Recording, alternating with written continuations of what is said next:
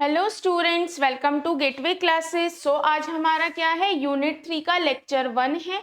आज का जो हमारा टारगेट है वो है इंस्ट्रक्शन पढ़ना, इंस्ट्रक्शन साइकिल क्या होती है, और इस टॉपिक पे जो भी आपके AKTU के प्रीवियस ईयर के क्वेश्चन है वो भी मैं आपको बताऊंगी। अब तक हमारा जो है यूनिट 2 और यूनिट 1 कंप्लीट हो चुका है। आज से हम यूनिट 3 स्टार्ट करने जा रहे हैं। चलिए स्टार्ट करते हैं। तो सबसे पहले मैं आपको ये बता देती हूँ कि इस यूनिट से इस टॉपिक पे कौन कौन से क्वेश्चन आए हुए हैं AKTU में। देखो, इंस्ट्रक्शन साइकिल पे 2 क्वेश्चन आए हुए हैं जो कि 1920 यानी कि 2019-20, 18-19 और 22-23 इसमें आया हुआ है। यानी कि ये टॉपिक आपका इंपॉर्टेंट है। क्या क्वेश्चन आया हुआ है? Explain different cycle and phases of instruction cycle, यानी कि इंस्ट्रक्शन साइकिल की कितनी फेजेस होती हैं या कितनी साइकिल होती हैं, ये आपको एक्सप्लेन करना है। दूसरा क्या करना है कि इंस्ट्रक्शन साइकिल क्या होती है इसको बताओ। तो ये जो 2 क्वेश्चन है, ये क्वेश्चन आए हुए हैं अब तक जितने भी AKTU के पेपर हुए हैं, और इसमें क्या है, ये 2 मार्क्स में भी आ जाता है क्वेश्चन और आपका 7 मार्क्स में भी आ जाता है। ठीक है, तो आपको उसी के अकॉर्डिंग क्वेश्चन की जो लेंथ है वो शॉर्ट और लॉन्ग कर देनी है। ठीक है, चलिए स्टार्ट करते हैं। तो सबसे पहले पढ़ते हैं कि इंस्ट्रक्शन साइकिल होती क्या है। In the computer architecture the instruction cycle is also known as fetch decode execute cycle, यानी कि हम जो है इंस्ट्रक्शन साइकिल को एक दूसरा नाम देते हैं। वो नाम क्या है? Fetch decode execute cycle is a fundamental concept that describe how a computer process a machine language instruction। ये इंस्ट्रक्शन साइकिल है क्या? एक फंडामेंटल कंसेप्ट है जो आपको ये बताता है कि कंप्यूटर कैसे मशीन लेवल लैंग्वेज को प्रोसेस करता है। जो आपकी मशीन लेवल लैंग्वेज है उसको कैसे सही तरह से समझता है, वो जो कहना चाहती है वो कराता है। सपोज आपने लिखा है मशीन लेवल लैंग्वेज है ऐड R1, यानी कि इसका मतलब क्या है, आपको ऐड करना है R1 के डेटा को एक्यूमुलेटर में। तो इस चीज को समझने को ही कि ये डेटा कहाँ पड़ा है, मतलब R1 का जो डेटा है वो कहाँ पड़ा है, उठा के उसे एक्यूमुलेटर में ऐड करके फाइनली डेटा को एक्यूमुलेटर में स्टोर करना, इस सारे स्टेप को समझने के लिए जो एक प्रोसेस नीडेड होता है कंप्यूटर को, उसको नाम दिया गया है instruction cycle. The cycle consist of several step. जो साइकिल है वो बहुत सारे स्टेप उसमें बहुत सारे स्टेप्स हैं, जैसे कि फैच हो गया, डिकोड हो गया, एग्जीक्यूट, ये स्टेप्स हैं जिसको that a CPU goes through to execute a single instruction. एक सिंगल इंस्ट्रक्शन को एग्जीक्यूट करने के लिए सीपीयू को इन सारे प्रोसेस से गुजरना पड़ता है। तो इन अ नटशेल हम क्या कह सकते हैं कि जो इंस्ट्रक्शन साइकिल है एक तरह का प्रोसेस है जिससे कंप्यूटर को ये पता लगता है कि उसे मशीन इंस्ट्रक्शन को कैसे एग्जीक्यूट करना है। देखो, ये कुछ आपके memory address register, memory buffer register, program counter and instruction register, ये आपके 4 रजिस्टर्स हैं जो कि नीडेड होते हैं जब आप इंस्ट्रक्शन साइकिल के प्रोसेस को पढ़ते हैं। तो मेमोरी एड्रेस रजिस्टर क्या होता है? यानी कि वो रजिस्टर जिसमें हम एड्रेस को स्टोर करते हैं। It is connected to the address line of the system bus. आपको पता है सिस्टम बस में 3 होती है, एड्रेस बस होती है, डेटा बस होती है और कंट्रोल बस होती है। ये वो रजिस्टर है जो कि एड्रेस बस से कनेक्टेड होता है या एड्रेस लाइन से कनेक्टेड होता है सिस्टम बस की। It specify the address in a memory for a read और राइट ऑपरेशन, यानी कि ये वो बताता है एड्रेस जहां से सीपीयू को कोई भी डेटा को पिक करना है या यहाँ पे जिस मेमोरी लोकेशन पे सीपीयू को कोई भी डेटा लिखना है। यानी कि अगर वहां से डेटा उठाना है तो उसको क्या बोलते हैं? Read operation. अगर वहां पे किसी मेमोरी लोकेशन पे कोई डेटा लिखना है उसको बोलते हैं राइट ऑपरेशन। तो मेमोरी एड्रेस रजिस्टर वो रजिस्टर है जो उस एड्रेस को होल्ड करता है जहां पे आपको किसी भी डेटा को लिखना है या किसी भी डेटा को रीड करना है। दूसरा होता है memory buffer register. It is connected to the data line of the system bus, यानी कि जो सिस्टम बस है उसकी कौन सी लाइन से कनेक्ट होता है? डेटा लाइन से। It contain the value to be stored in memory और the last value read from the memory, यानी कि मेमोरी बफर रजिस्टर में वो डेटा होता है जिस डेटा को जो सीपीयू है उसको या तो स्टोर करना है या फिर रीड करना है मेमोरी से। ये तो एड्रेस करता है और ये स्टोर करता है वो वैल्यू जिसको आपको रीड करना है या स्टोर करना है मेमोरी में। प्रोग्राम काउंटर भी आपका एक रजिस्टर ही है जो क्या बताता है, ये वो एड्रेस को रखता है जो कि नेक्स्ट इंस्ट्रक्शन एग्जीक्यूट होने वाला है। Hold the address of the next instruction to be fetch, यानी कि फेच का मतलब है जिस इंस्ट्रक्शन को आपको एग्जीक्यूट करना है, उसको रन करना है, उसके एड्रेस को होल्ड करता है प्रोग्राम काउंटर। दूसरा होता है instruction register, hold the last instruction fetch, यानी कि जो भी इंस्ट्रक्शन आपने फेच करी है। देखो पीसी आपका एक ऐसा रजिस्टर है जिसमें वो एड्रेस पड़ा है जिसको आपको नेक्स्ट फेच करना है। जब वो एड्रेस, सपोज ये मेमोरी है आपकी 1010, ये आपकी मेमोरी है, इस लोकेशन पे वो इंस्ट्रक्शन पड़ा है जिसको आपको एग्जीक्यूट करना है, तो फेच होके कहीं तो आएगा, तो फेच होके जिस रजिस्टर में आता है उस रजिस्टर का नाम क्या होता है, इंस्ट्रक्शन रजिस्टर। ठीक है, तो ये आप पे है। अगर 2 नंबर में आता है तो आपको ये लिखना है और इतना लिख के छोड़ देना है कि भाई आपको इतने में आपको पूरे नंबर मिल जाएंगे, और इसके सिर्फ नाम लिख देने हैं, फैच, डिकोड और एग्जीक्यूट। लेकिन अगर ये 7 मार्क्स में आएगा तो इम्प्लिसिट सी बात है, आपको कंप्लीट डिस्क्रिप्शन देना पड़ेगा। The major steps in the instruction cycle are fetch, decode and execute. ये 3 जो है मेन आपके कह सकते हैं स्टेप किसी भी इंस्ट्रक्शन साइकिल के। तो फेच क्या होता है, in the fetch cycle the CPU retrieve the instruction from the memory, यानी कि फेच साइकिल में क्या करता है, सीपीयू उस इंस्ट्रक्शन को मेमोरी से पिक करता है जिसको उसे एग्जीक्यूट करना है या जिसपे उसे वर्क करना है। The instruction is typically stored at the address specified by the program counter, यानी कि प्रोग्राम काउंटर में जो एड्रेस होता है उसी लोकेशन पे वो इंस्ट्रक्शन पड़ा होता है जो सीपीयू रिट्राइव करता है मेमोरी से। The PC is then increment to the point to the next instruction in the memory. Suppose PC में पड़ा है, ठीक है, और ये है आपका memory,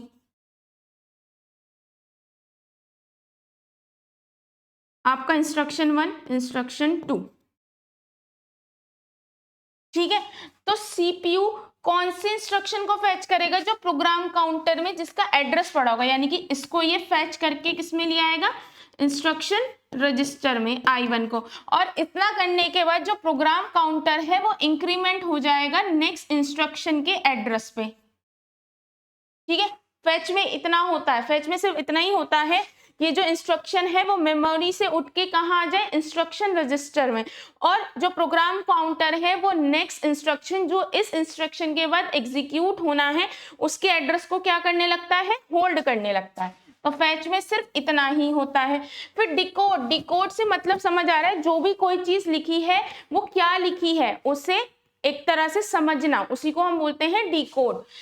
in the decode cycle the CPU interpret the instruction, यानी कि वो समझता है कि वो इंस्ट्रक्शन क्या कहना चाह रहा है, and determine what operation needed to be perform, एंड ये पता लगाता है कि एक तो जो आपका इंस्ट्रक्शन है वो कहना क्या चाह रहा है और वो किस तरह का ऑपरेशन परफॉर्म करना चाह रहा है। ये चीज तो आपको पता होगी। ऑप कोड होता है और एक ऑपरेंड होता है, ये मैं आपको आगे लेक्चर में फिर दोबारा आगे डिटेल में पढ़ेंगे, पर यहाँ पे एक शॉर्ट में समझ लेते हैं। ऑप कोड मतलब ऑपरेशनल कोड, ऑपरेंड मतलब क्या वर्क कराना है। अब देखो सपोज ये है ऑप कोड, यानी कि आपको ऑपरेशन क्या कराना है, आपको कराना है ऐड, किस पे, R1 का एक्यूमुलेटर से। तो इसको बोलते हैं हम एक इंस्ट्रक्शन जो मशीन लेवल लैंग्वेज में लिखा होता है। ये चीज मैंने आपको यूनिट 1 में भी जब इंस्ट्रक्शन फॉर्मेट पढ़ा था तब भी समझाई थी, और मैंने आपको ये चीज बताई भी थी कि जो मैं आपको यूनिट 1 में इंस्ट्रक्शन फॉर्मेट करा रही हूँ वो इंस्ट्रक्शन फॉर्मेट यूनिट 3 का पार्ट है और उसमें न्यूमेरिकल्स भी हैं, और आपको सिर्फ ये जो पोर्शन है ये इसलिए वहां पे कराया था क्योंकि वहां पे आपको एड्रेसिंग मोड समझने थे, ठीक है। This involve identify the opcode and any operand that needed to be executed in the instruction, यानी कि डिकोड फॉर्म में हम क्या करते हैं, हम एक तो फाइंड आउट करते हैं, मतलब जो सीपीयू है वो ये पता लगाता है कि इंस्ट्रक्शन कहना क्या चाह रहा है, उसको इंटरप्रेट करता है, और उसके बाद कौन सा पोर्शन ऑपकोड है और कौन सा पोर्शन ऑपरेंड है, ये वो पता लगाता है डिकोड फेज में। ठीक है, अगला होता है एग्जीक्यूट। एग्जीक्यूट का मतलब आपको अब इंस्ट्रक्शन मिल गई, इंस्ट्रक्शन क्या कहना चाह रहा है वो आपको पता लग गया, तो आप उस इंस्ट्रक्शन को क्या करोगे, रन करोगे, एग्जीक्यूट करोगे, उसी को हम बोलते हैं execute phase. In the execute cycle या execute phase, the CPU perform the operation specified by the instruction. This may involve reading or writing the data from or onto the memory, or performing arithmetic, logical operation on the data, or manipulating the control flow of the program.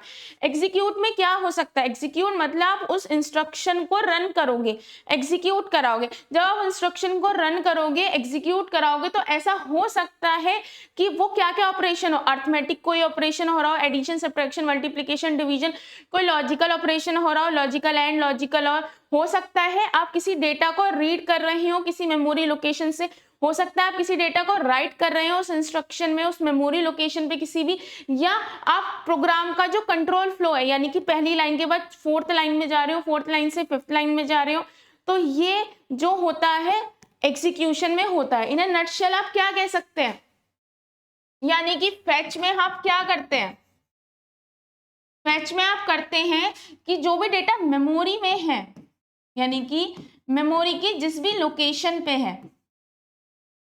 वो location किसके through determine होती है, program counter के through,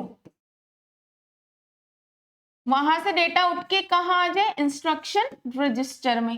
ठीक है, and इसकी value increase हो जाए नेक्स्ट मेमोरी लोकेशन,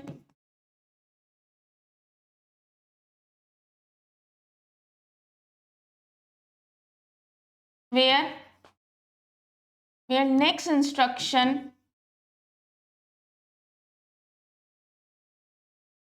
is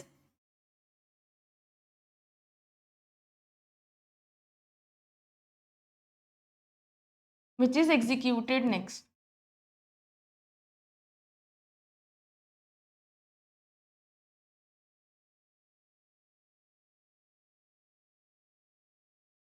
पहला स्टेप ये होता है कि जिस भी प्रोग्राम काउंटर में जो भी लोकेशन पड़ा है उससे डेटा उठ के इंस्ट्रक्शन रजिस्टर में आ जाए, एंड नेक्स्ट मेमोरी लोकेशन वो किस में आ जाए, वो प्रेजेंट हो जाए पीसी में, यानी कि प्रोग्राम काउंटर में जो भी आपकी नेक्स्ट एग्जीक्यूट होने वाली है।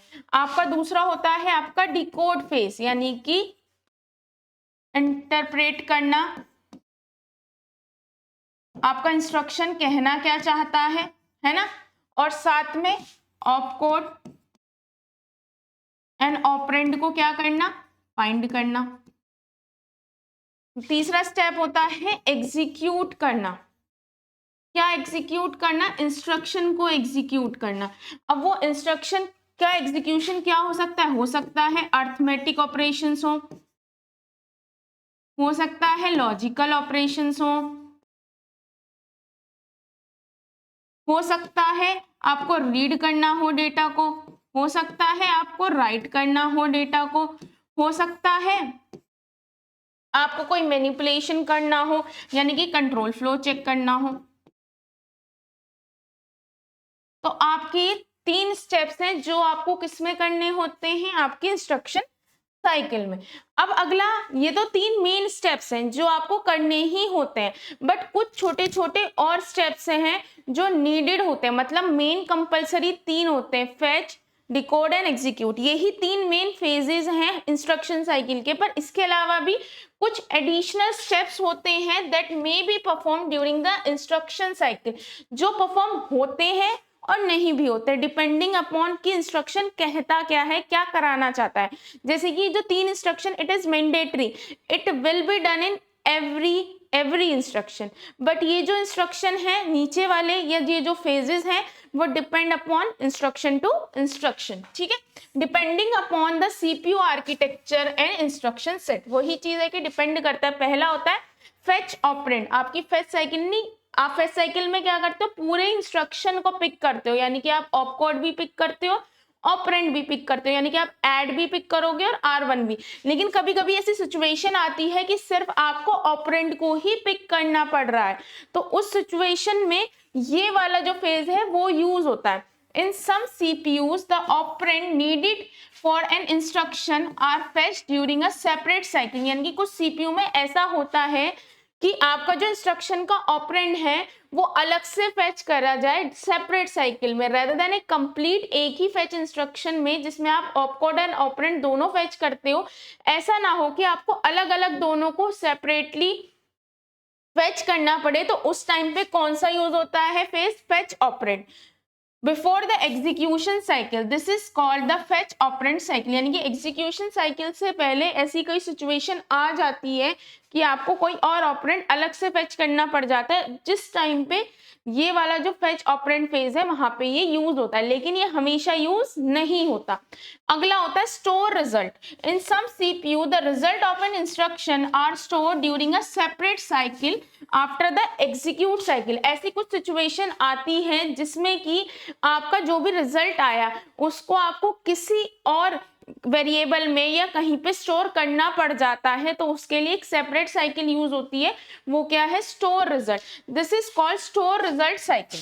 ठीक है, ये जो दो फेजेस हैं वो हमेशा यूज नहीं होंगे, ये कभी कभी डिपेंडिंग अपॉन द इंस्ट्रक्शन, इसलिए यहाँ पे लाइन लिखी हुई है सम एडिशनल स्टेप्स। ठीक है, अगला चलते हैं।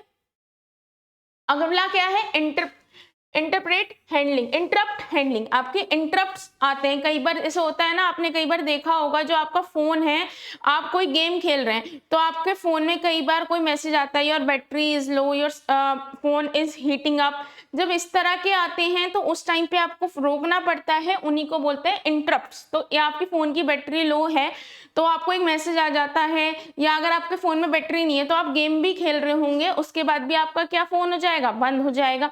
तो उन्हीं को बोलते हैं इंटरप्ट्स। यानी कि जो नॉर्मल आपका एक इंस्ट्रक्शन है, उसके इंस्ट्रक्शन का कोई एग्जीक्यूशन हो रहा है, पहले फैच हुआ, फिर डिकोड हुआ, फिर एग्जीक्यूट हुआ।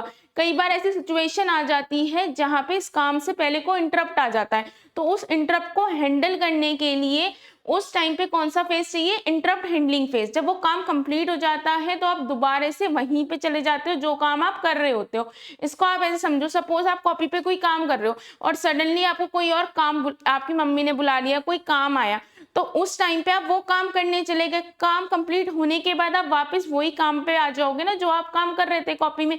ऐसे ही यहाँ पे होता है। In some CPU, interrupts handling may occur during any cycle of the instruction। ऐसा हो सकता है जब आप किसी डेटा को फेच कर रहे थे या इंस्ट्रक्शन को फेच कर रहे थे, उस टाइम पे कोई इंटरप्ट आ गया, तो फेच को रोक के पहले आप इंटरप्ट को हैंडल करोगे, इंटरप्ट जो भी आया, फिर हैंडल करने के बाद आप फिर से कहाँ जाओगे, फिर से अपना फेच करने जाओगे। हो सकता है आप डिकोड कर रहे थे, डिकोड करते टाइम कोई इंटरप्ट आ गया, तो पहले आप इंटरप्ट को हैंडल करोगे, फिर देन डिकोड प्रोसेस करने लग जाओगे। या हो सकता है आप एग्जीक्यूशन के दौरान कोई इंटरप्ट आ जाए, तो जो इंटरप्ट है वो कहीं भी आ सकता है, तीनों में से किसी भी फेज में, या जो एक्स्ट्रा फेज है ना स्टोर रिजल्ट, उनमें भी आ सकता है। ठीक है, and interrupt is a signal that a CPU receive from an external device or software that require immediate attention।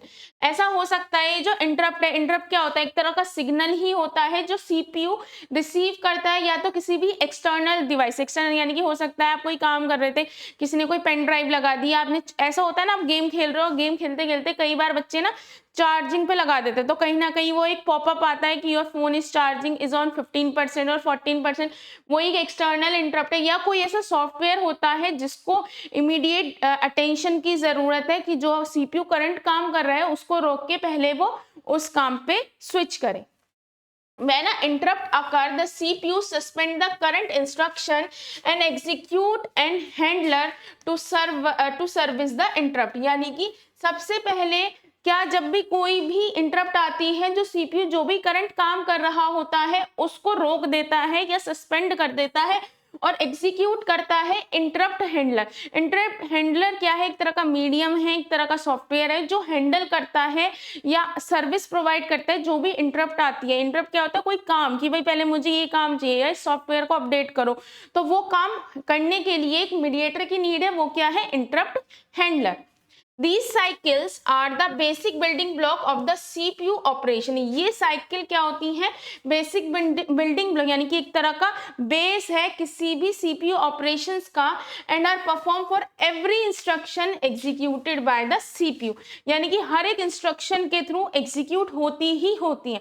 देखो, जो फेच, डिकोड और एग्जीक्यूट है, ये तो होनी ही होनी है, ये तो हर इंस्ट्रक्शन में होगी। अब हो सकता है कभी कोई काम करते वक्त इंटरप्ट आया तो इंटरप्ट हैंडलिंग वाला फेज चल जाएगा, नहीं तो नहीं चलेगा। हो सकता है किसी इंटरप्ट नहीं आया तो नहीं चलेगा। हो सकता है कहीं पे आपको डेटा स्टोर करना पड़ गया तो स्टोर वाला फेज चल जाएगा, या बोलते हैं उसे रिजल्ट, कोई भी स्टोर रिजल्ट करना पड़ा, या फिर हो सकता है किसी ऑपरेंड को आपको सेपरेटली फेच करना पड़ रहा है, तो उस टाइम पे वो चीज आ जाएगी। तो ये वेरी करते हैं, ठीक है।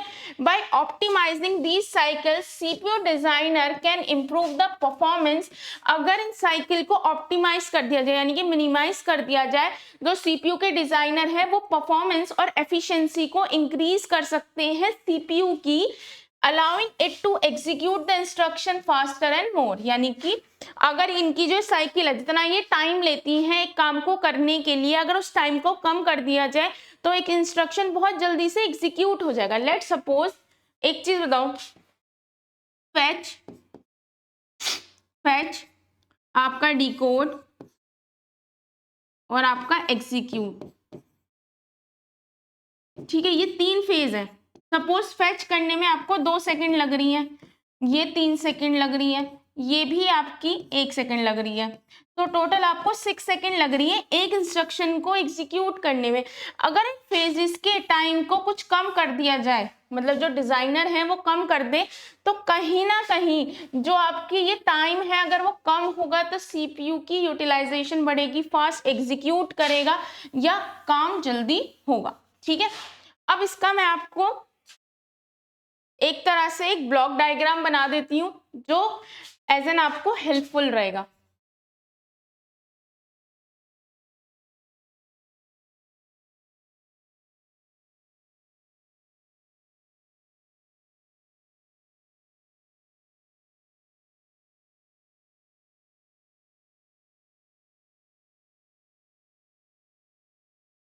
तो सबसे पहले क्या होता है, फिर होगा डिकोड, फिर होगा एग्जीक्यूट। आपने कोई भी इंस्ट्रक्शन दी,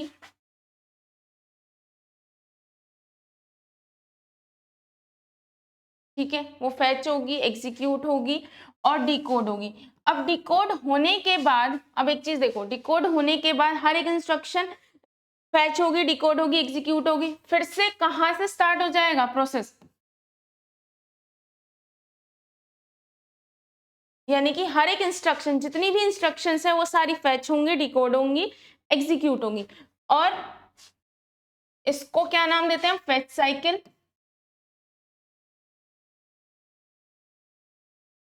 ये हो गई आपके डिकोड साइकिल, ये हो गई आपकी एग्जीक्यूट साइकिल,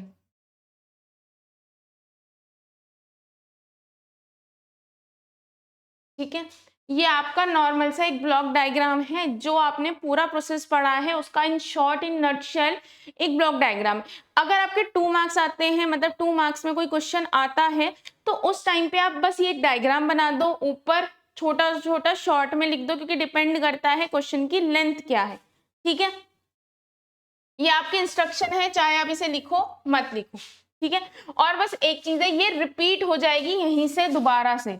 इस रिपीट का मतलब क्या है, हर एक इंस्ट्रक्शन के लिए, जितने भी इंस्ट्रक्शंस हैं, हर एक इंस्ट्रक्शन के लिए तीनों फेजेस तो मैंडेटरी होंगे ही होंगे, ठीक है। अब आगे चलते हैं, जो आपकी फेच साइकिल है वो वर्क कैसे करती है। अब तक आपने ये देखा कि आपकी ये वर्क होता क्या है, कि फेच में हम क्या करते हैं, जो भी आपका डेटा होता है, जो भी इंस्ट्रक्शन होता है, वो इंस्ट्रक्शन रजिस्टर में आ जाता है। पर वो आता कैसे, डिकोड का मतलब होता है इंस्ट्रक्शन को समझना, वो कहना चाह रहा है, पर क्या कहना चाह रहा है, कैसे निकलता है वो जानना। एग्जीक्यूट मतलब एग्जीक्यूट हो जाना, पर कैसे एग्जीक्यूट होता है ये जानना।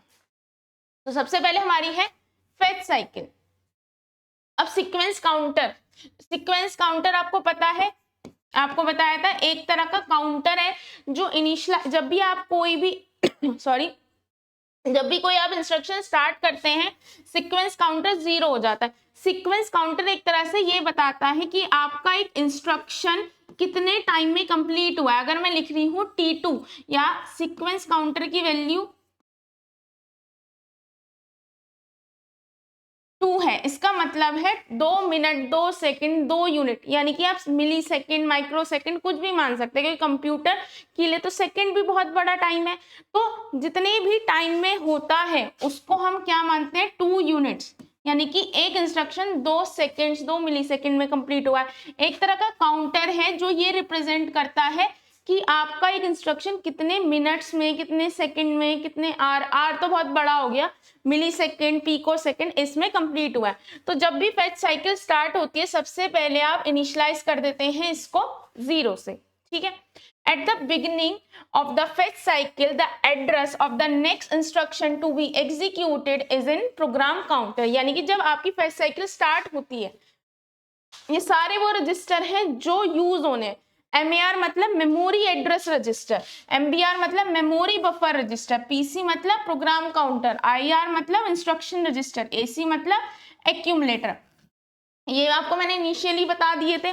तो प्रोग्राम काउंटर क्या होता है, एक तरह का रजिस्टर होता है जो उस एड्रेस को होल्ड करता है जो कि इंस्ट्रक्शन नेक्स्ट एग्जीक्यूट होने वाला होता है। जब भी कोई इंस्ट्रक्शन एग्जीक्यूट होना होता है तो सबसे पहले हम किसको चेक करते हैं, प्रोग्राम काउंटर को। तो प्रोग्राम काउंटर में जो भी इंस्ट्रक्शन का एड्रेस दे रखा है वो किसमें स्टोर है, पीसी में। तो हमने देखा पीसी में जो है एक एड्रेस है, उस एड्रेस को the address is in program counter is moved to the memory address register, यानी कि सबसे पहले हम क्या करते हैं, जो भी इंस्ट्रक्शन का एड्रेस ये है, सपोज एक I1 है इंस्ट्रक्शन जो कि आपका एग्जीक्यूट होना है, वो मेमोरी के किसी लोकेशन पे तो पड़ा ही होगा, तो वो लोकेशन क्या है या वो एड्रेस क्या है, ये उस एड्रेस को हम किस में कॉपी कर देते हैं, मेमोरी एड्रेस रजिस्टर में, क्योंकि यही एक ऐसा रजिस्टर है जो कनेक्ट होता है सिस्टम बस से, यानी कि एड्रेस लाइन से। तो इस रजिस्टर में हम प्रोग्राम काउंटर से डेटा कॉपी कर देते हैं, as this is the only register which is connected to the address line of the system bus, यानी कि हम पीसी से डेटा किस में कॉपी कर रहे हैं, मेमोरी एड्रेस रजिस्टर में। ये काम कितने टाइम पे होता है, T0, यानी कि अगर हम स्टार्टिंग कर रहे हैं सीक्वेंस काउंटर की 0 से तो यानी कि T0। आप चाहें तो 1 से स्टार्ट कर लें, जैसे मैंने यहाँ पे बताया था कि अगर हम 1 से स्टार्ट करते हैं, 1 से स्टार्ट करेंगे T2 का मतलब हो जाएगा आपका 2 सेकेंड्स। अगर हम 0 से स्टार्ट करते हैं इसका मतलब हो जाएगा 3 सेकेंड, ठीक है। तो आपका जो भी प्रोग्राम काउंटर की वैल्यू है वो स्टोर कर दी मेमोरी एड्रेस रजिस्टर में, और ये कितने उसमें टाइम कंप्लीट हुआ, T0। अब स्टेप 2 क्या है, the address in memory address register is place on the address bus, यानी कि आपकी जो बस होती है, या हमने यूनिट 1 में पढ़ा है सिस्टम बस, और सिस्टम बस के अंदर कौन कौन सी लाइंस होती हैं, 3 होती हैं। एक तो एड्रेस बस होती है आपकी, एक डेटा बस होती है, कंट्रोल बस होती है। तो मेमोरी एड्रेस से डेटा किस पे रख दिया जाता है, एड्रेस बस पे। Now the control unit issue a read command on the control bus, यानी कि क्या होता है, देखो मैं आपको इसे डायग्रामेटिक फॉर्म में समझाती हूँ।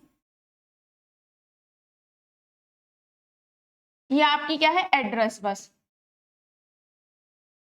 ये आपकी क्या है, डेटा बस, ये आपकी है कंट्रोल बस। तो सपोज मेमोरी एड्रेस रजिस्टर में जो डेटा था, है ना, आपका मेमोरी एड्रेस में जो डेटा था वो प्लेस कर दिया जाता है एड्रेस बस पे, यानी कि वो डेटा कहाँ रख दिया गया है, यहाँ पे, यानी कि एड्रेस को होल्ड करने के लिए एड्रेस बस की नीड है। और जो कंट्रोल यूनिट है उसने रीड कमांड इशू कर दी, यानी कि कंट्रोल यूनिट क्या देता है कि आपको रीड करना है, राइट करना है, कहाँ पे, किस लोकेशन पे, इस पे, and the result appear on the data bus. And इस जो भी आपका डेटा होता है, जैसे सपोज ये लोकेशन है 1010, तो 1010 यहाँ प्लेस हो गई। अब कंप्यूटर की मेमोरी में कोई लोकेशन होगी 1010, वहां पे कोई इंस्ट्रक्शन पड़ी होगी, वो इंस्ट्रक्शन कहाँ रख दी जाती है, डेटा बस पे, ठीक है, क्योंकि उसने क्या लिखा है, जो कंट्रोल बस है उसे क्या कमांड मिली हुई है कि आपको इस लोकेशन पे जाके इसको क्या करना है, रीड करना है। रीड का मतलब होता है डेटा बस पे रख देना। अगर राइट होता है यानी कि डेटा बस से उठा के कहाँ रख देना, इस वाले मेमोरी लोकेशन पे, ठीक है। And is copy into a memory buffer register, and जो ये इंस्ट्रक्शन होती है वो कहाँ कॉपी हो जाती है, ठीक है। अब उसके बाद these two action can be perform simultaneously to save the time, यानी कि ये कौन से स्टेप्स होते हैं, देखो ये भी टी नॉट टाइम में हुआ है। टी नॉट टाइम में क्या क्या काम हुआ है, पहला काम हुआ है कि जो प्रोग्राम काउंटर है उससे डेटा, उससे एड्रेस कहाँ स्टोर हो गया, मेमोरी एड्रेस रजिस्टर में। अब मेमोरी एड्रेस से डेटा किस पे चला गया, एड्रेस लाइन पे, और जो आपका सीपीयू है उसने क्या कमांड दे दी, रीड की कमांड दे दी, और साथ में वो जिस भी लोकेशन पे वो डेटा आपकी डेटा बस से उठ के कहाँ आ गया, मेमोरी बस रजिस्टर में। यानी कि ये आपका क्या है, देखो प्रोग्राम काउंटर ये आपका बिल्कुल एक्यूरेट है, और ये आपका क्या है, आपका डेटा है, ठीक है। यानी कि ये स्टेप और ये स्टेप दोनों किस टाइम में हुए हैं, टी नॉट, इसमें हुआ है टी नॉट टाइम में, ठीक है। ये आपका डेटा है, मेमोरी बस रजिस्टर में जो लिखा हुआ है ये आपका डेटा है। आपको पता है जो इंस्ट्रक्शन है वो भी बाइनरी में ही लिखा होगा, ऐसे तो नहीं है I1 I2 लिखा होगा या ऐड आर ऐड बी, ये सब किस में लिखा होगा, बाइनरी में। तो हमें जिस भी इंस्ट्रक्शन पे कोई भी वर्क करना है वो किस में आ गया, मेमोरी बफर रजिस्टर में। तो आपका स्टेप 1 यानी कि इस सारे पोर्शन को हम बोलते हैं फेच पार्ट, ठीक है। अब इसके बाद क्या होगा, जो आपका मेमोरी बफर रजिस्टर में जो डेटा था वो सारा कहाँ आ गया, इंस्ट्रक्शन रजिस्टर में। तो इंस्ट्रक्शन रजिस्टर में the content of the memory buffer register is move to the instruction register, यानी कि जो भी ये था 00110 ये सारा उठ के कहाँ आ गया, यहाँ पे आ गया। ये किस टाइम में हुआ है, T1 टाइम में। And this all done in T1, and साथ में क्या करा, प्रोग्राम काउंटर की वैल्यू इंक्रीज कर दी। यानी कि आपने करा क्या है, देखो फेच में क्या क्या होता है। फेच में सबसे पहले जो प्रोग्राम काउंटर में पड़ा था उसे हमने मेमोरी एड्रेस रजिस्टर में रख दिया।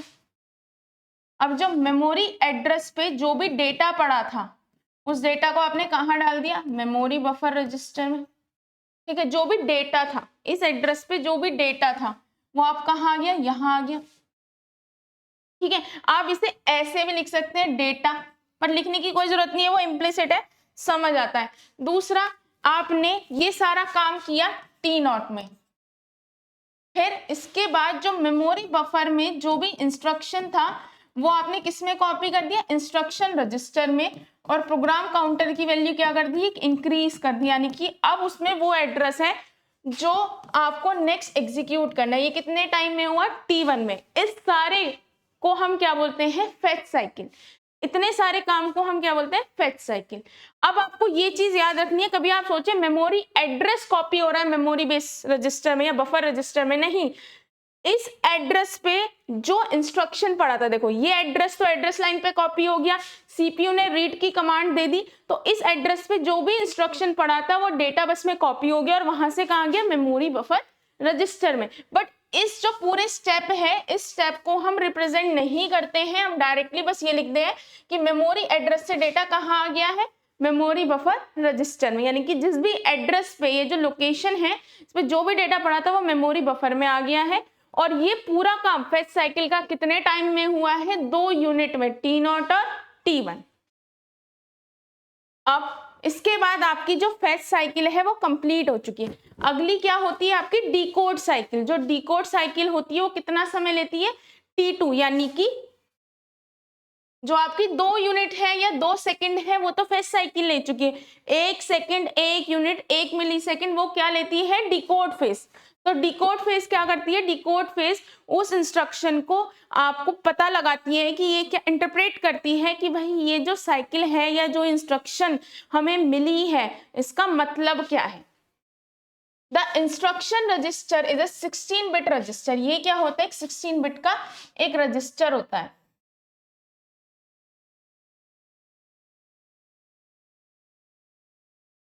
Capable of storing the instruction in a 16 bit format, यानी कि जो भी इंस्ट्रक्शन हमको मिला है फेच फेज में उसको ये स्टोर कर सकता है 16 बिट फॉर्मेट में, यानी कि सारा डेटा, अगर सपोज आपको ये पता है ना 1 2 4 8, अगर 8 में 4 बिट में रिप्रेजेंट कर सकती हूँ तो बाकी 0 0 0 लगा दो, यानी कि जितने भी बिट का इंस्ट्रक्शन हो उसके आगे आपको 0 0 0 लिख देनी है। आपको उस इंस्ट्रक्शन को 16 बिट फॉर्मेट में ही लिखना है। अगर 16 बिट से बड़ा कोई है तो उसे इंस्ट्रक्शन रजिस्टर में नहीं लिखते, उसके अलावा फिर और चीज यूज होती है। The three component of 16 bit instruction format is 0 to 11 bit are addressing। एक सेकेंड, आपकी क्या होता है कि 16 बिट में जो 0 से 11 बिट होती है आपकी, ये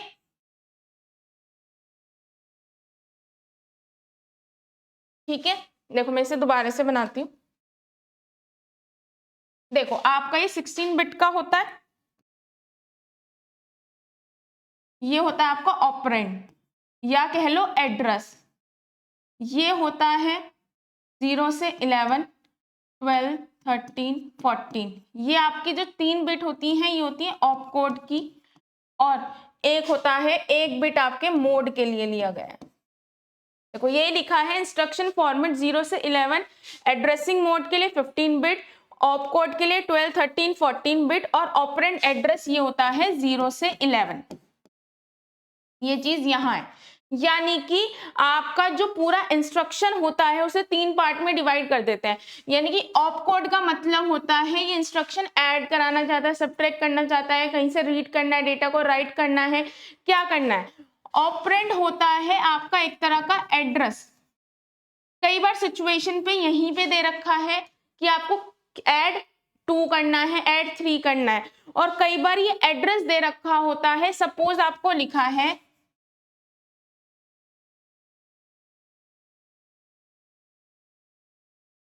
ये लिखने का तरीका है, ये आप आगे देखोगे कि R1 में 2 ऐड कर दो, R1 में जो भी वैल्यू पड़ी है उसमें 2 ऐड करके फिर से स्टोर कर दो R1 में। इस लाइन का मतलब है कि R1 में जो भी डेटा पड़ा है उसमें 2 ऐड कर दो और वहीं पे R1 में स्टोर कर दो। और कई बार ये इस तरह से लिखा होता है,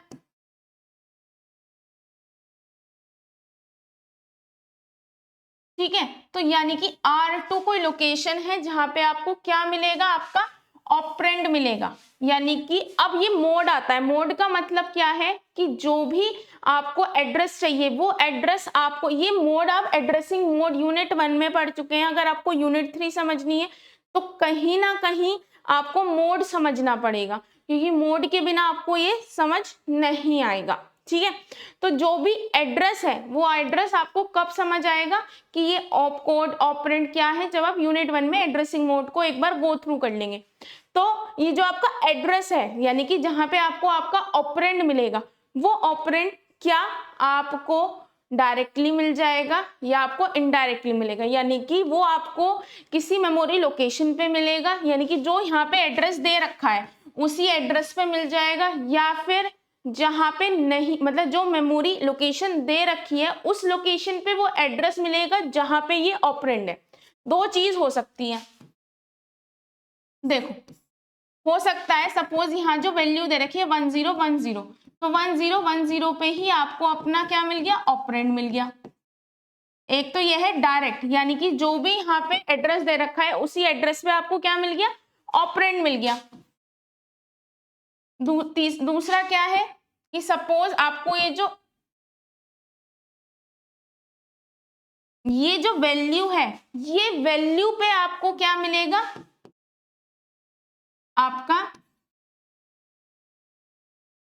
ऑपरेंड, ठीक है। तो ये मोड ये बताता है कि जो आपका ऑपरेंड है वो आपको डायरेक्टली इसी लोकेशन में, यानी कि यहीं पे एड्रेस मिल रहा है, या उस एड्रेस पे वो एड्रेस मिलेगा, यानी कि इस एड्रेस पे वो एड्रेस मिलेगा जहां पे आपका ऑपरेंड है। तो आपका जो इंस्ट्रक्शन रजिस्टर होता है वो 16 बिट में इस तरह से डिवाइड होता है, जिसमें 0 से 11 आपको एड्रेस या ऑपरेंड मिल जाता है। आपके 3 बिट में आपको ऑपकोड मिलता है कि आपको क्या करना है, ऐड करना है, सब्ट्रैक्ट करना है, क्या करना है। मोड आपको रिप्रेजेंट करता है कि भाई आपका जो डेटा है वो डायरेक्टली रिप्रेजेंट होगा या इनडायरेक्टली होगा। द सीपीयू कंट्रोल यूनिट, जो सीपीयू की कंट्रोल यूनिट है वो डिकोड करती है प्रोग्राम के इंस्ट्रक्शन को once it is loaded in instruction register, यानी कि जो कंट्रोल यूनिट है वो डिकोड करती है जो भी डेटा इंस्ट्रक्शन रजिस्टर में पड़ा होता है। Decode phase is the second phase of the instruction cycle. The instruction cycle is decoded by the CPU control unit based on the operational code determined by the 3 bits 12, 13, 14, यानी कि जो 12, 13, 14 है वही bits, यानी कि जो ये वाली बिट्स होती हैं यही बताती हैं कि आपका इंस्ट्रक्शन कहना क्या चाह रहा है। वो ऐड कराना चाहता है, सबट्रैक्ट कराना चाहता है, एक्सॉर कराना चाहता है, किसी डेटा को मूव कराना चाहता है, किसी डेटा को रीड करना चाहता है, किसी डेटा पे कोई चेंज कराना चाहता है, यही फील्ड बताती है। यानी कि जो आपने कंट्रोल यूनिट का जो ब्लॉक डायग्राम था यूनिट 2 का, उसमें आपने देखा था कि ये वाला पोर्शन क्या होता था, आपका ऑपरेंड होता था, ये होता था आपका, और ये होता है मोड। जो ये पोर्शन है, ये पोर्शन तो बताएगा कि आपका डायरेक्ट होगा या होगा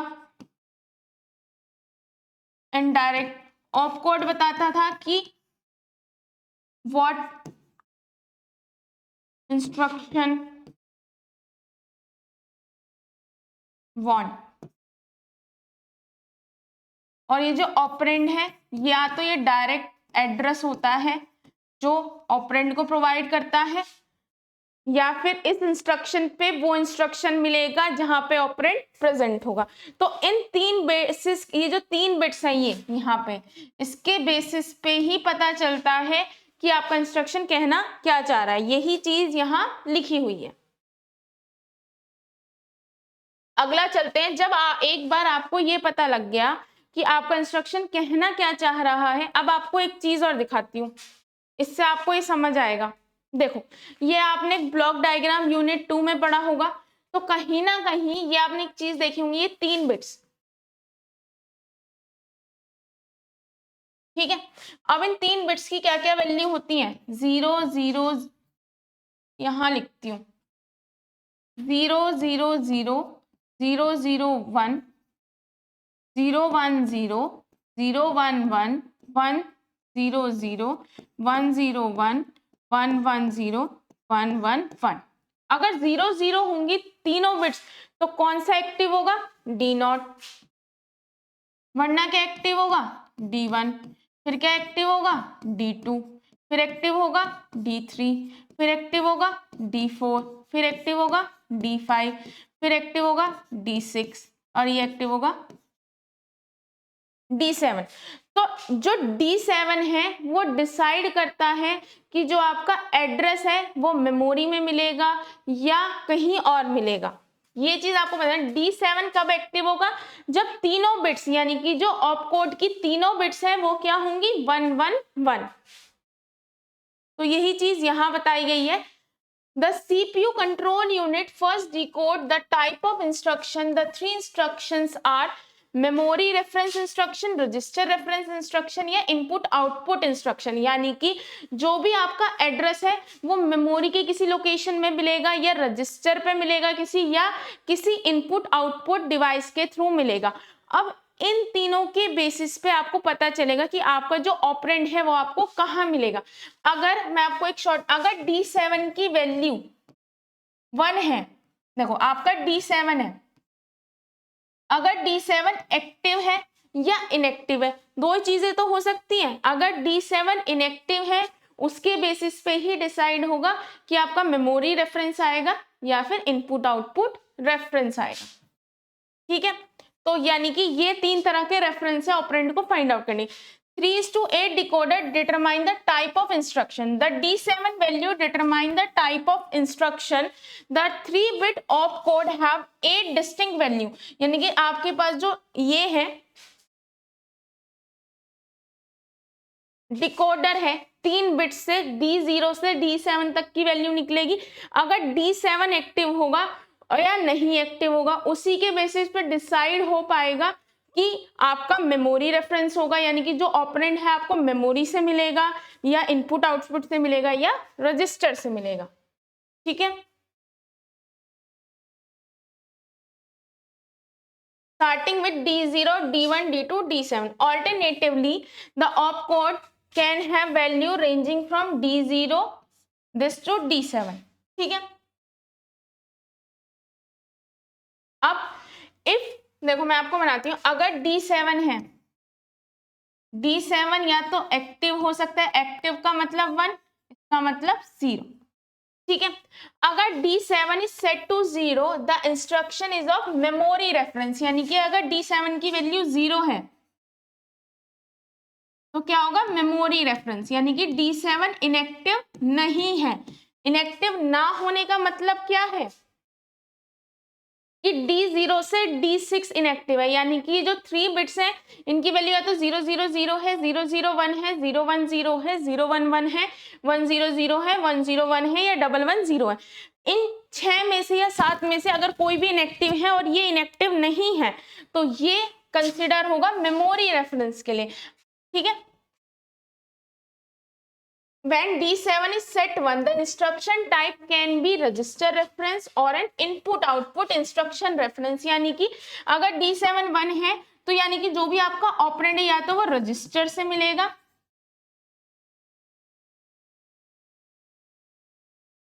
या फिर कहां से मिलेगा, इनपुट आउटपुट रेफरेंस से। इतनी चीज समझ आ गई।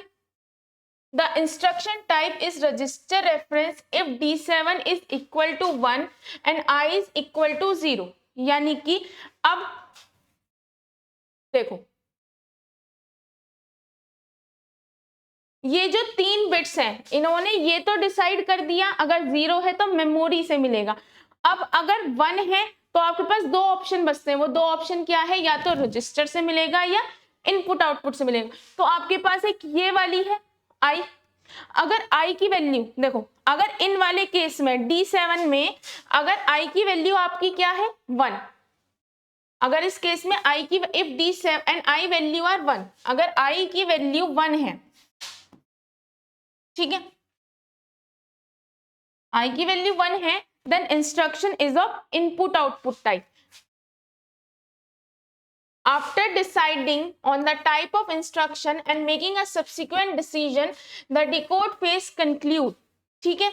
देखो यहाँ पे मैंने एज ए नटशेल दे रखा है, अगर D की वैल्यू 1 है और I की वैल्यू भी 1 है तो इनपुट आउटपुट रेफरेंस होगा। अगर D की वैल्यू 1 है और I की वैल्यू 0 है तो रजिस्टर रेफरेंस होगा। इसका मैं आपको एक शॉर्ट में फ्लो चार्ट बना के दिखाती हूँ so that you get it. देखो अब देखो D की वैल्यू क्या है, D7 की वैल्यू अगर 1 है और अगर 0 है, ठीक है। अगर D7 एक्टिव है यानी कि D7 की तीनों बिट 1 1 है तो या तो इनपुट आउटपुट रेफरेंस हो सकता है या फिर क्या हो सकता है, रजिस्टर रेफरेंस। यही तो 2 हो सकते हैं। और 0 है तो क्या हो सकता है,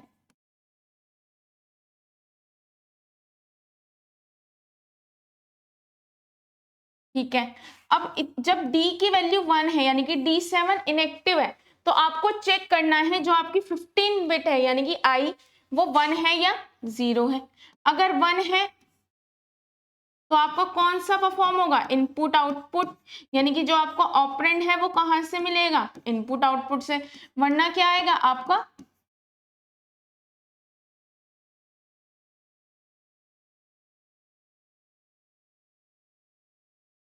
रजिस्टर रेफरेंस। ठीक है। अब ये चीज यहाँ पे देखो समझ आ गई, यही चीज लिखी हुई है। अगर D1 क्या है, D7, ठीक है, D7 की वैल्यू 1 है यानी कि I जो है आपका 1 हो गया तो इनपुट आउटपुट नहीं तो रजिस्टर। अब D0 है, D0 का मतलब मेमोरी के थ्रू आपको ऑपरेंड मिलेगा। तो अब इसमें भी केस है, अगर I की वैल्यू क्या है 1 है या 0 है। अगर I की वैल्यू 1 है तो इनडायरेक्ट मेमोरी रेफरेंस है,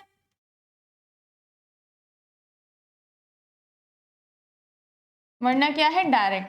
डायरेक्ट मतलब कि जो आपका ऑपकोड दे रखा है इसके आगे जो भी एक एड्रेस दे रखा है उसी एड्रेस पे आपको क्या मिल जाएगा, आपका ऑपरेंड। लेकिन अगर इनडायरेक्ट है, इसका मतलब आपके इस एड्रेस पे आपको आपका वो एड्रेस मिलेगा, इस एड्रेस पे आपको वो एड्रेस मिलेगा जहां पे ऑपकोड प्रेजेंट है। तो ये जो इतनी डेफिनेशन है, इतनी सारी ये जो थ्योरी है, ये बिल्कुल डिकोड फेज है। डिकोड फेज में का जो ये वाला पोर्शन है, टाइप अक्रेंस क्लॉक पल्स 3 का जो ये पोर्शन है, ये क्या कहता है, ये इन अ नटशेल यही कहता है कि सबसे पहले आपने डिकोड फेज में ये फाइंड आउट कर लिया कि आपका ऑपकोड कौन है, i15 बिट कौन सी है और कौन सा portion as an operate consider होगा। उसके बाद आपको डिसाइड करना है कि जो आपको ऑपरेंड है या जो वहां पे इंस्ट्रक्शन दे रखा है वो ऑपरेंड ही है, क्या वो एड्रेस है, उस एड्रेस पे आपको आपका ऑपरेंड मिल जाएगा, या उस एड्रेस पे आपको वो एड्रेस मिलेगा जिस एड्रेस पे आपको आपका ऑपरेंड मिलेगा। तो ये कौन डिसाइड करता है, ये डिसाइड करता है D7, क्या D7 इनएक्टिव है या एक्टिव है। अगर D7 इनएक्टिव है यानी कि इसकी वैल्यू क्या है 0, यानी कि वो आपको ऑपरेंड कहाँ मिलेगा, आपको मेमोरी में कहीं मिलेगा। अब वो मेमोरी में डायरेक्ट मिल जाएगा, यानी कि क्या वो जो आपको इंस्ट्रक्शन दे रखा है उस इंस्ट्रक्शन में ही वो एड्रेस है जहां पे आपको आपका ऑपरेंड मिलेगा, या वो एड्रेस है जहां पे आपको वो एड्रेस मिल जाएगा जहां पे ऑपरेंड प्रेजेंट है। तो अब i की वैल्यू अगर 1 है तो आपको इनडायरेक्ट मोड यूज होगा, नहीं तो डायरेक्ट। इनडायरेक्ट का मतलब है कि ये जो एड्रेस है ये वो एड्रेस है जहां पे आपको ऑपरेंड का एड्रेस मिल जाएगा, और डायरेक्ट का मतलब ये वही एड्रेस है जहां पे आपको आपका ऑपरेंड मिल जाएगा। अब अगर i की वैल्यू 1 है, 1 का मतलब है इनपुट आउटपुट रेफरेंस, यानी कि आपको आपका ऑपरेंड किसी इनपुट आउटपुट डिवाइस के थ्रू मिलेगा, और अगर 0 है तो उसका मतलब है आपको आपका रेफरेंस किसी रजिस्टर के थ्रू मिलेगा। ठीक है, ये थ्योरी में लिखा हुआ है, इसी थ्योरी को आपको वैसे लिखना है। तो यही चीज आपको यहाँ पे एक डायग्राम के थ्रू, ये आपने कौन सा यूनिट 2 के 16 या 17 लेक्चर में क्लॉक जो कंट्रोल डायग्राम था इसका क्लॉक और ये सब पढ़ा हुआ है। तो ये वही चीज यहाँ पे बताने के लिए, सपोज अगर 1 1 1 है, ठीक है, 1 1 का मतलब है D7 एक्टिव है।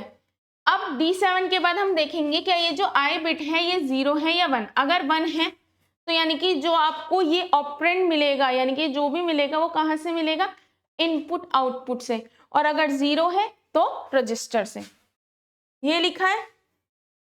अब अगर सपोज ये क्या है 0 0 1 है, यानी कि D7 इनएक्टिव है, तो आप चेक करोगे क्या इसकी वैल्यू 1 है या 0 है। 1 का मतलब है इनडायरेक्ट और वरना क्या होता डायरेक्ट। तो ये डायग्राम जो मैंने आपको कंट्रोल उसका बनवाया था, कंट्रोल यूनिट का, वही चीज यहाँ पे ये रिप्रेजेंट कर रहा है। तो इस डायग्राम को आपको बनाना नहीं है, ये सिर्फ इस चीज को समझाने के लिए बताया गया था। देखो यही लिखा है D7 अगर 1 है और I की वैल्यू 0 है देन रजिस्टर रेफरेंस होगा। तो क्या कर दोगे आप, एग्जीक्यूट कर दोगे इंस्ट्रक्शन को T3 टाइम में, और SC की वैल्यू क्या हो जाएगी 0 हो जाएगी। ठीक है, अब इसको मैं आगे बनाती हूँ ताकि आपको पहले ये जो लिखा हुआ है उसे एज अ डायग्रामेटिक फॉर्म में रिप्रेजेंट कर देती हूँ।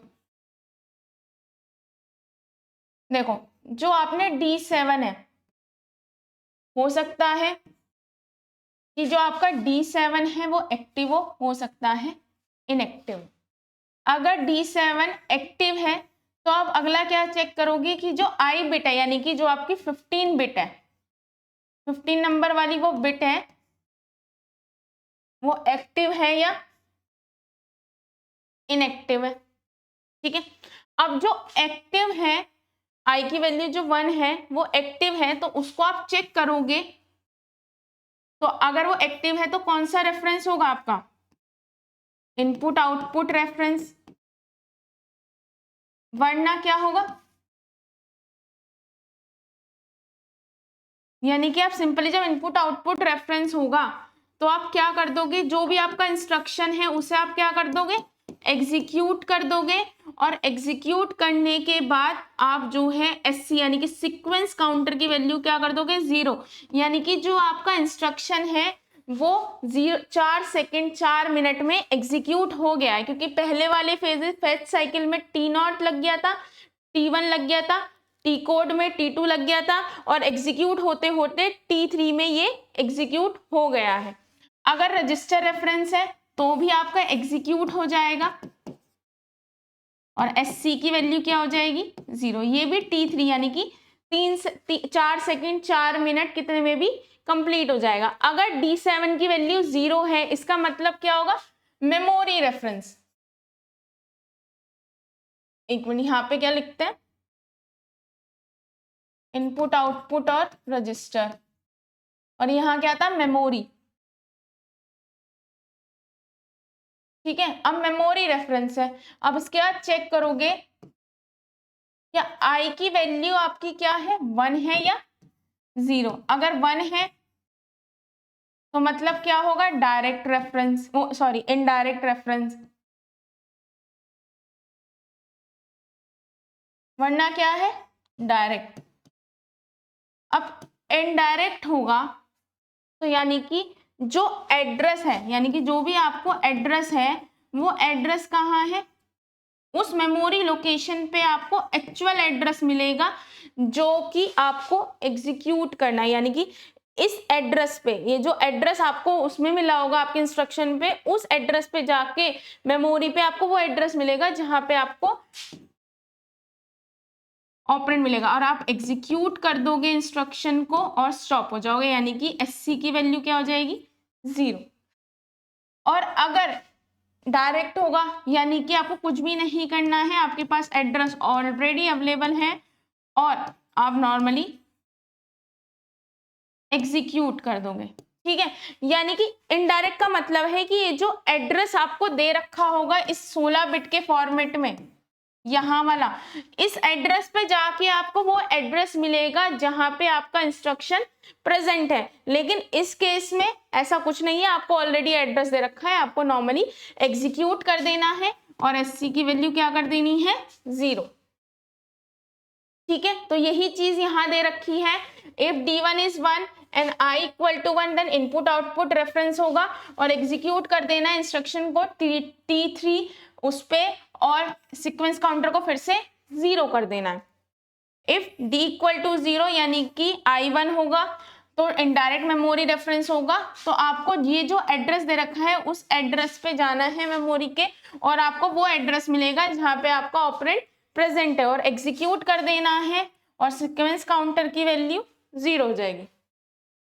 इफ D इक्वल टू 0 है और इफ I इक्वल टू 0 है देन डायरेक्ट मेमोरी रेफरेंस होगा और एग्जीक्यूट कर देना है मेमोरी को, या आप इसे लिख सकते हैं इंस्ट्रक्शन। सिंपल है, ठीक है, इसको आप मेमोरी बोल सकते हैं या फिर इंस्ट्रक्शन, वही जिस इंस्ट्रक्शन पे आपको एग्जीक्यूट करना है। तो ये आपकी क्या थी, पूरी साइकिल थी। और एक चीज समझो, ये जो यहाँ पे फेज कंप्लीट हो जाएगा, इस फेज के बाद दोबारा से दूसरे इंस्ट्रक्शन के लिए फैच डिकोड एग्जीक्यूट चलेगा, तो हर किसी के लिए चलता जाएगा। जो आपने पढ़ा है उसकी समरी यही है कि D7 की वैल्यू देखेंगे 1 या 0 है, अब I की वैल्यू 1 या 0 है, I की वैल्यू 1 या 0 है, उसके बेसिस पर। अब जब यहाँ पे आप आ जाओगे तो इसके बाद एक दोबारा से जब मैं आपको फ्लो चार्ट पढ़ाऊंगी तो आपको समझ आएगा, फिर से हम ऊपर चले जाएंगे, ऊपर वाले कहीं फेज पे, यानी कि फैच पे हम दोबारा से जाएंगे, क्योंकि हर एक इंस्ट्रक्शन के लिए ये स्टेप क्या होता रहेगा, एग्जीक्यूट होता रहेगा। तो यही आपका क्वेश्चन है, फैच एग्जीक्यूट और डिकोड साइकिल क्या होती है। ठीक है, और आप इसकी जगह मतलब ये वाली लाइन की जगह आप क्या लिखना, इंस्ट्रक्शन। ठीक है, तो ये आपका एज अ नट शेल है, आप ये समझ लो। अगर आप ये चीज की जगह सिर्फ ये पॉइंट लिखोगे ना, ये तो भी आपको नंबर मिल जाएंगे। ठीक है,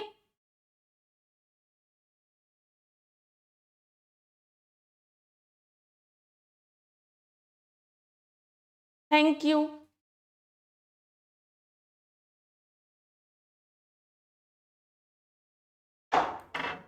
हाँ सर, हो गया।